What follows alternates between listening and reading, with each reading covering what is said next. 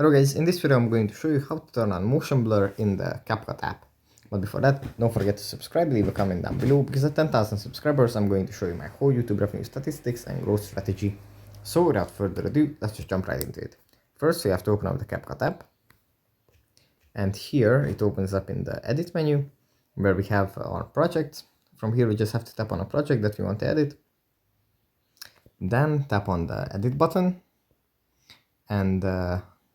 And here scroll to the right like this, and then here we find motion blur. If we have a video inserted here, we can just tap on this and have the motion in the video blurred. But